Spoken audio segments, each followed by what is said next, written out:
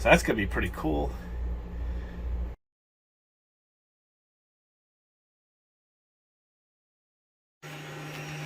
Hey, what's up, guys? I haven't posted too many videos lately, and the last couple have been car videos, I guess. So, kind of make a quick video here since I'm out in the Frankenstein laboratory.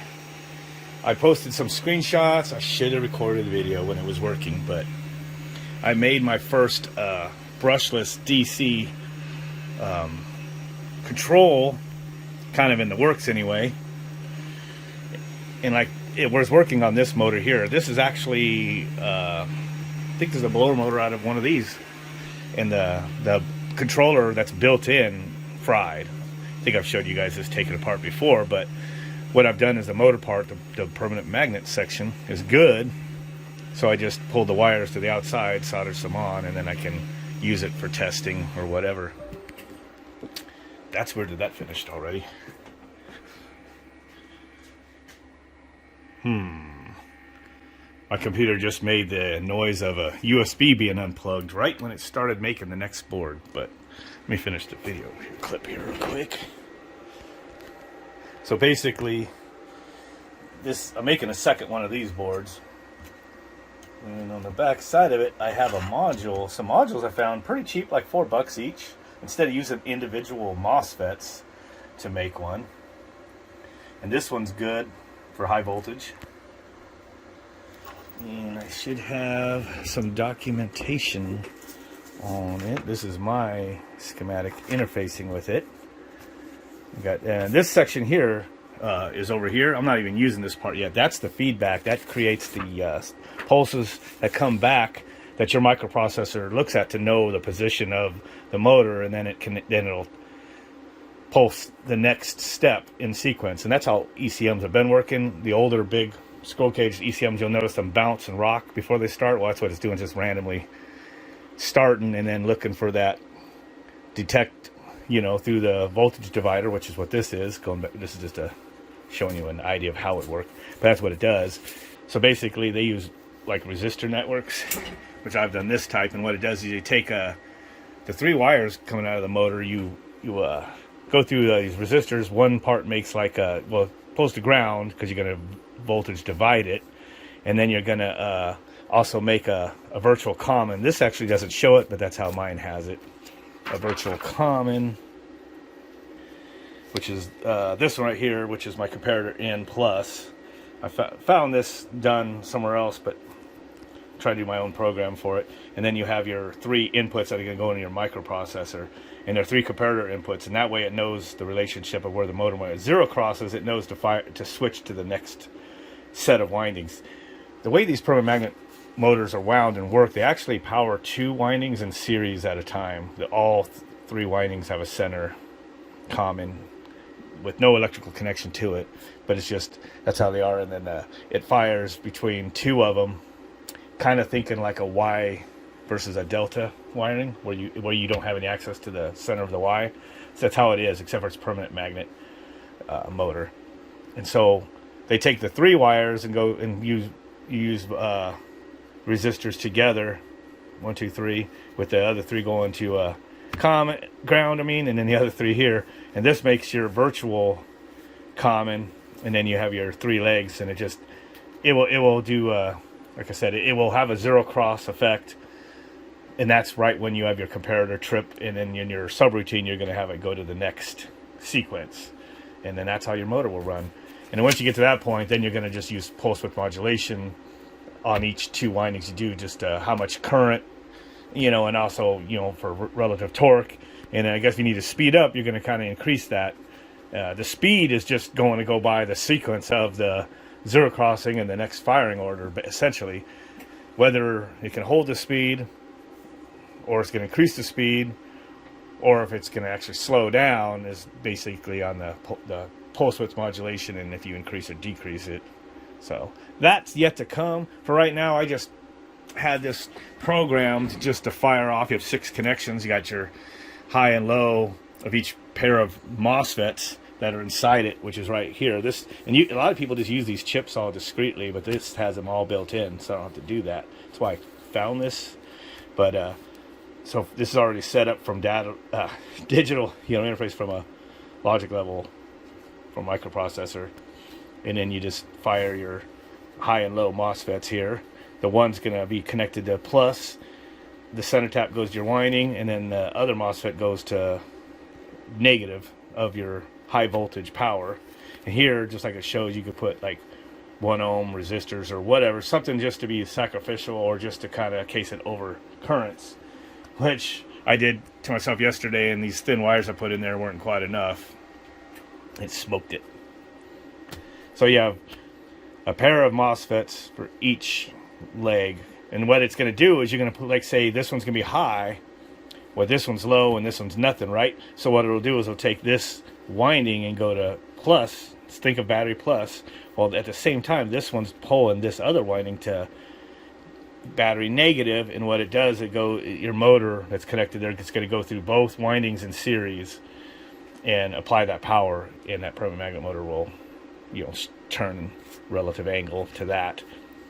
And then on the next time, it usually will hold like the one, but then shift it to the other one. So it'll be from like, instead of U being plus and V being minus, it might go U plus and now W minus, and the next time it's going to stay here and go from this one to this one plus, and just kind of, they switch around.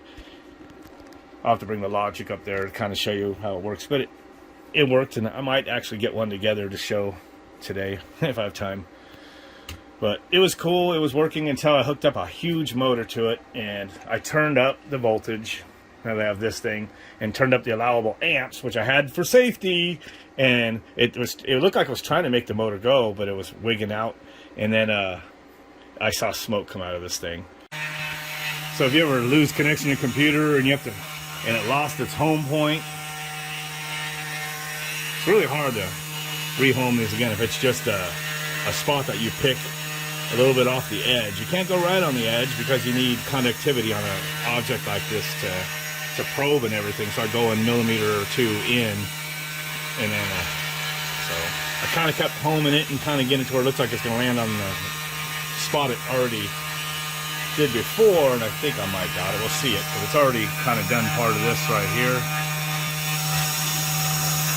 It looks like it's not totally screwing up this one. We'll find out. It only had gotten part of it done before that happened. And I haven't had a mishap like that in a while. I do like to make my pads and my traces as thick as possible. Sometimes they're a little hard to do if you do that surface mount stuff. And speaking of surface mount stuff, we'll let this go. I've been ordering kind of, a lot of that stuff, but sometimes I'll make a mistake and pick the really small surface mount stuff to where it's really hard to solder by hand.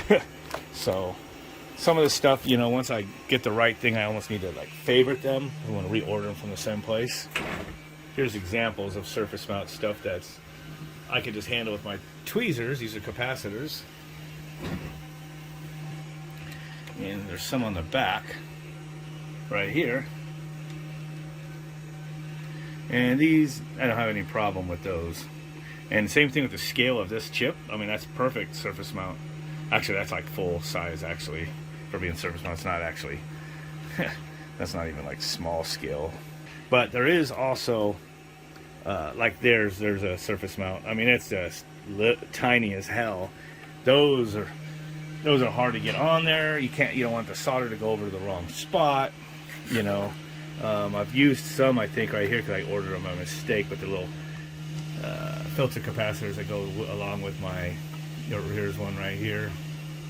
I've been making most of my boards just one-sided as much as possible, and it's real easy. And what I do on the flat cam, which is using to make the CNC, program, is I invert everything, all the drill holes, and everything to be the same as the layers. That way it just does it all on the one side of the board, and I don't have to flip the board, and everything lines up. Once I home it, as long as it doesn't lose connection like it did today, then it's fine. Everything lines up. If you do dual-sided, then I have to usually drill the alignment holes, it's called, which also double as a nice spot to put my little, mounting screws. And then, but I have to use pegs, and then I got to flip the board and get it right in the exact same spot. And so lines the traces up in the holes or in the right spot on both sides of the board, which works out pretty good if you get the alignment done. And it works out okay on the bigger stuff, but if you use a lot of small stuff, then it's very critical. But anyway, so I've been trying to do most of them single side and not put too many components on there, and that way it'll only fail to auto trace. And I do a lot of it auto trace, and then I go back and move things the way I want it from there. But it gets most of it done pretty good on auto trace. And then on my design here, I do top trace, you know, where it goes through via into the top trace. But what I do is I try to do them like I did on this board, which comes out great, right? And then this also shows me where all my jumpers are going to need to be. But what those actually are is I just use the vias to put jumpers on top, and I just keep all the leads that you get. I cut them off, you know, underneath after you solder them in, and then I keep those to make the jumpers. And it works out pretty good. And so I only needed 5 of them on this layout, and it was just all right in there. And that was just those are just inputs. They weren't really carrying current, just logic level stuff. Fine. And then what you do is you make your traces real fat where the power's going. So here's the 3 motor connections, real short. Put the terminal real close to the chip, and you just make wide ass traces. And then here's a positive through the chip, and then a negative through the shunts, you know, and then over there, and then you fill those traces in with solder, and there's, you know, it's not gonna, you know, pop the trace. As I learned on my Frankenstein tall unit, I tried out almost a year ago. Well, actually it was when the summer was starting, and I had my little adapter board to drive those fan motors, you know, VRF unit I just used for the case. And I put my own little board for the fan in there, and when I powered it up, it went kaboom, and what it was, the inrush for the capacitors popped the traces. It was so close to the metal, it caused a plasma flow of current to the chassis, pulled a shitload of current, and blew all sorts of shit up, blew up the VFD that I was getting the DC power from and everything. So that was a learning mistake. Okay, I believe I've soldered all the components on here. The IPM is soldered in place. And it doesn't actually look like this one's even meant to go on a heatsink. Maybe you could put paste on there and drop it. I thought it said it was could do a kilowatt, but maybe it can't. It does look pretty small. One thing that's interesting is now at this point I can do my diode check just like you do if you check in IPMs, like IPMs, you know, in LG and Carrier and Daikin and all that stuff, you know, with the, so go from that probe to this one, and they all read through like a diode check. You go to the other polarity, and then they're all open as it should be. So I'm not showing my meter there. So, and then we're gonna go the other polarity to all 3 legs,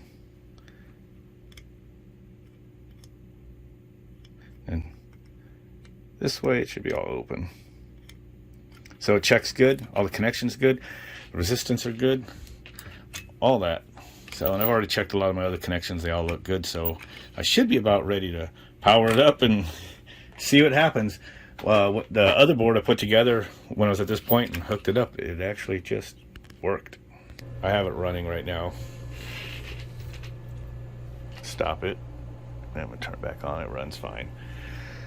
I figured out why it probably spoke the other one. Right now in my program is just simple. It's just got the outputs and 6-step sequence. So it goes, you know, here's your high voltage power, your DC, which I have just set for 35 volts right now. You got your plus that goes to your rail in here, and then your minus. And what it does, like I said earlier, the motor, it's going to go, okay, step 1, this wire goes through here, turn on this MOSFET, connect it to plus, then take this wire and connect it to ground, to negative.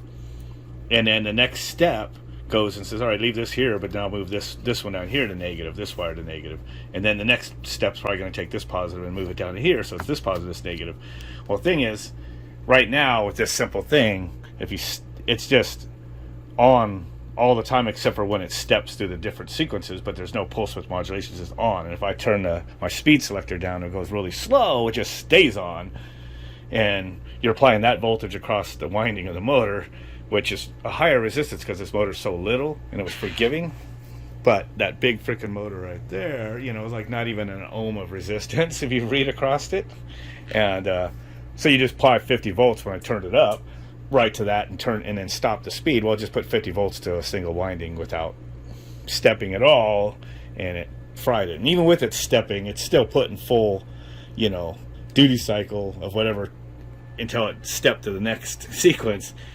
What you're supposed to do, which I will do, is as you're switching these 6 inputs, high and low, the high you just hold high when it's ready for that sequence. But then when you pull the other wire to negative, you use pulse width modulation in on that driver, so it's just a pulse width modulation. Or you just use a timer and just do it for a fixed 1 pulse, you know, which is probably what I'll do. I might not even use pulse width modulation at first. I might just do 1 pulse, 1 pulse, 1 pulse. Some stuff does a string of pulses, I believe. Depends on what you're doing. If you're trying to recreate an AC wave for an AC inverter, you could do short, long, short, or short and a little longer and then short, you know, and then the current will kind of work, you know, through the sine wave.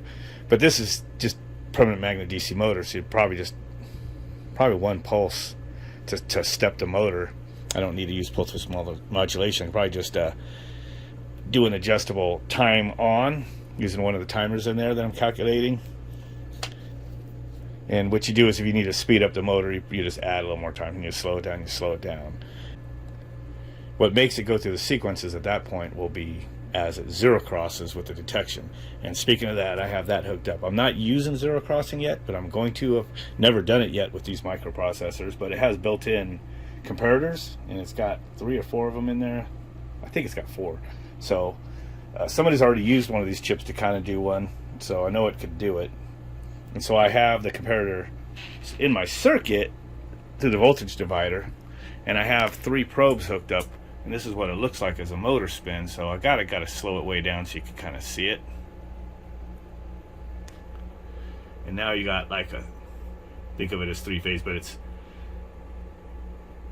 when it zero crosses that it looks for what I understand, and it just makes it from a logical 0 to logical 1 back to logical 1 to 0 out of each comparator inside the microprocessor. Let's see if this looks any better this way, and then I can stop this. You can kind of see that there's actually 3 different phrases of time. You can see on this line right here, this blue is right here, and then you can kind of see it's 2/3 through the yellow and only 1/3 through the purple or pink or whatever this is. So you can kind of see that they're in that relationship. What is that, 120 degrees apart? So I'll have to work through that, but that's kind of like, you know, what I'm doing. So the next step will be to integrate that into the inputs and configure the comparators for it, and then read the outputs. Might have to use an interrupt, I'm sure, and basically every time one of those interrupts occurs, it's going to have to react. And basically, it's just I'll have to change my program to where it changes to the different sequence, and then I use, you know, a timer to determine how long to keep the negative sided MOSFET powered up. Alright, where was I before I was so rudely interrupted? So I gotta figure out how to do all that stuff. So it's kind of a little learning thing. I just gotta be careful not to blow it up in the process. But I've always used this kind of like regular power supplies that I've made or modified. But I finally just bought one of these cheap Amazon ones for powering something like the motor driver circuit part of it, so I can set my, you know, current limit. So 2/10, for example, and it's only running not even quite 1/10 to run the motor. If I probably put my hand on there and slow it down, I mean, nope, it doesn't make much difference because it's pretty much just at full duty cycle. The speed's gonna be relative to how much load is on there and what the pulse already was. But so if it's slowing down, you're gonna have to read like a tachometer, like your RPM. So I'll probably have to do some to do that also if I want to control the speed or know what the speed is and have it automatically adjust. Other than that, it's just going to wind up being whatever it is. If it's a fan, motor, I could probably just kind of figure it out and just write the code, and it doesn't matter. But if it's something with variable loads where you needed to recognize that, then probably have to have it do, you know, some adjustments on its own. So you'd have to read your RPM, and then so basically your input's going to be run this RPM. It's going to start pulsing, and you're going to keep increasing your duty cycle of that negative MOSFET, you know, to get it to spin faster and faster and faster. And once it gets to the RPM you want, then it'll probably kind of hold that amount of time on. You need to slow it down, then you're going to start decreasing it until the RPMs match that. So it shouldn't be too hard. The only hard things is now that I'm using C instead of the other stuff, is just have to relearn how to use all the different interrupts and hardware that's in there, which hasn't been a big deal so far. And you can do the pulse width modulation, the analog, and all that stuff, which I'm already doing, and you can set up the other stuff. So right now it's kind of running in stupid mode, and what that is all I'm doing is applying power. You apply power, like say you turn on this wire, goes up through this MOSFET and goes to plus. So say take the red wire, it's going through the MOSFET and it's going to plus. At the same time, I'm taking, let's say, the next wire, say the next one blue or whatever, over here, and I'm turning this MOSFET on to bring it down to negative, DC negative, which right now is 35 volts. So you actually, if you look inside motor, think of it as almost a Y.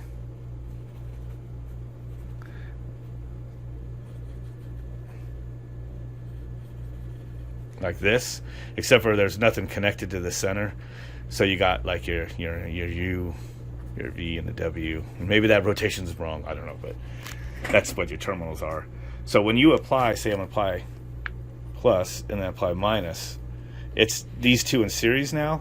This one's nothing. This is the one you're watching now for the zero crossing. So this is actually going to be looked at by the over here, you know, into the chip's comparative circuit. So once it turns and this one zero crosses, it knows that your motor turned the right amount, and then it's going to say, all right, now we're taking this away and we're going to go to, you know,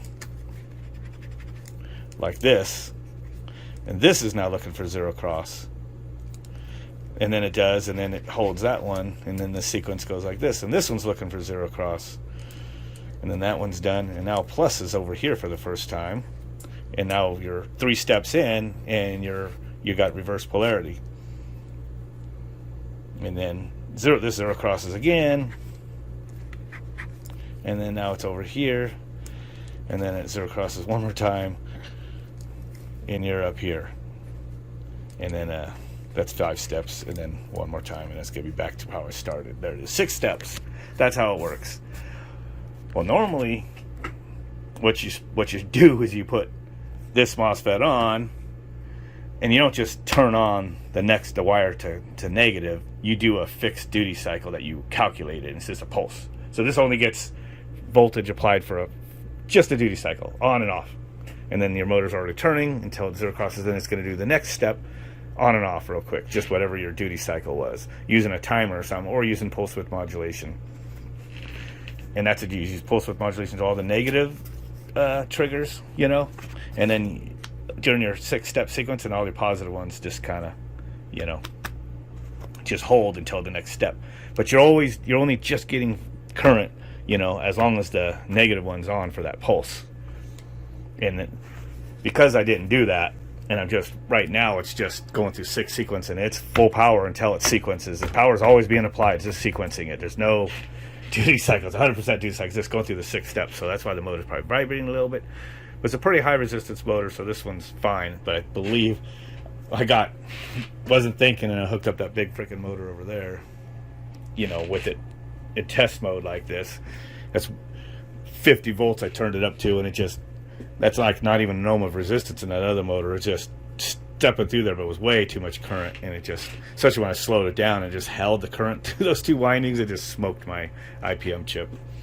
So that was my mistake. So the easy thing I could do now here is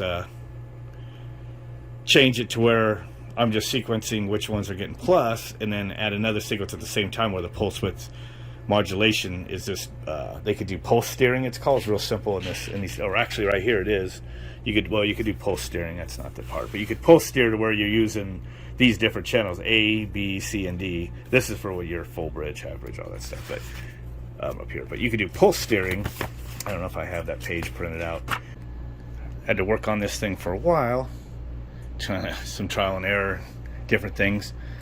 My resistor network with the outputs made to go to the comparator. This is how somebody had done it. They used a resistor divider right off of the motor for the back EMF right into the comparator. But I kind of thought, because the waveforms are kind of all weird, why not just send those signals right into optical isolators when they're down in there? So I have the virtual common, and then each of these three inputs going to three optical isolators, and then so it's isolated, and then on the other side it's switching to 5 volts, the same 5 volts that the microprocessor runs on, and those signals are way better.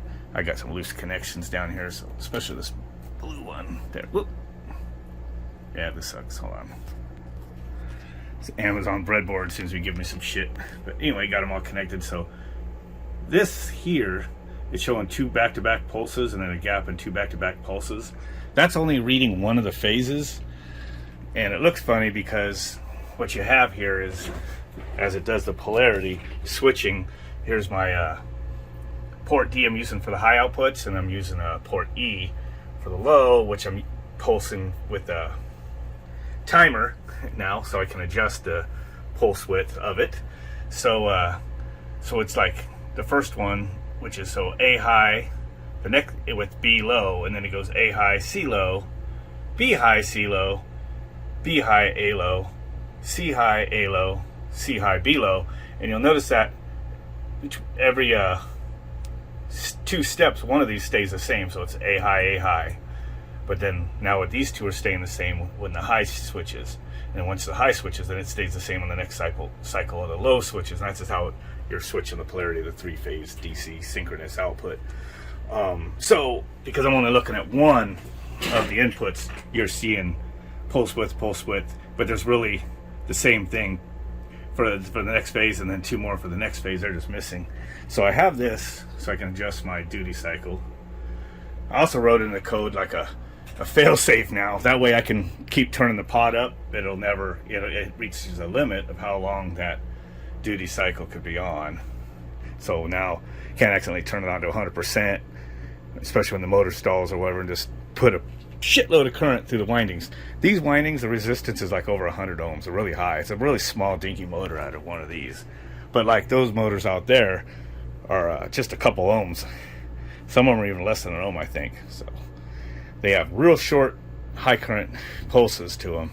So you need to vary limit. So when I dare hook one of those motors up to this again, I'll have to start with some really low pulses. Also limit my current there. I also have 10 ohm resistors in series here with the motor there. Let's see how I did that. Oh, right here. Sorry. Between the 3 negatives that go to the 3 different phases, you can, separate them. I have 10 ohm resistors there, and they never get hot. So, but again, this is a pretty small motor. I noticed that until I get good saturation on the motor, that feedback output's pretty crappy, and then it looks really good. But I don't think I need to really fiddle with the voltage dividers much more, because I'm testing this motor on 50 volts, and it's normally has 300 volts applied to it. So it's running unloaded with only 50 volts. It's actually, you would probably run the blower until you got a certain amount of load. It's taking some resistance to stall it. Right now it's I'm sequencing the phases. I'm manually controlling my max duty cycle as it pulses each phase, but I don't have it synchronous yet, so that'll be coming. So I got the timer all worked out. The only thing I have to do next really is do my comparator inputs, which I kind of was looking at and reading today.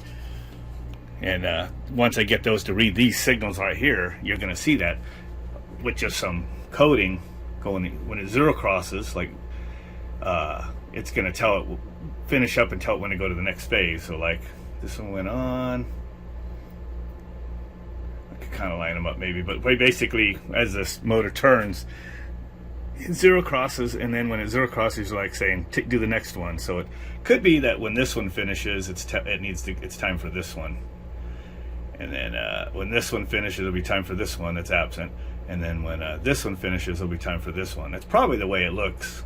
So this one's probably the one that's finishing up from the last one here, zero cross, and it's time to pulse that one. So the timing is just the motor's kind of like having to match my fixed speed that I'm doing, where when it's doing the zero crossing, it will be precision, it'll be synchronous, or whatever you want to call it. So what I'll have to do is probably just start the motor nice and slow. That's one of the struggles with these motors, especially depending what you have them hooked up to. If it's just a blower wheel, it probably doesn't have too much resistance until it gets up to speed, so it probably starts pretty easy to make a program to get it started, and then rotate, and then switch over to where it's going to synchronous. But if you're like pumping a compressor and it has a lot of load against it, that might be a challenge. We'll see. But I think the idea is to start it really slow, and I don't have any variable input on this right now. I'm just putting a fixed delay just to kind of do it right now. So I have a 6 millisecond delay between each step, and it's just for testing. And the funny thing is, I've been working on this for like an hour or so, and I didn't realize that I had one of these bits wrong when I was redoing it. And so one of the 6 steps was energizing the wrong phase, so it was actually skipping and still running. I didn't even realize it, but it just had a little harder time running. So that's where I'm at. Making good headway this last 2 days on this. It's pretty awesome to finally do this. Again, on the back here is the IPM chip, and I gotta order some more of those too, because it's the last one I have working, I think. So that's gonna be pretty cool. I'll have to I'll probably just have to add another little circuit to hold those chips, put some pin headers, and that should work great. That should be nice clean signals going into the comparator input right there, man. Trigger my interrupt, and then step through the sequence that way. And eventually, as I get done building the code, it'll be like, you'll be just giving it a command of to start, and then you'll be varying your duty cycle up and down as you're reading your RPM tachometer, and to speed it up or slow it down. That's how I'm going to do it anyway. Subject to change as always.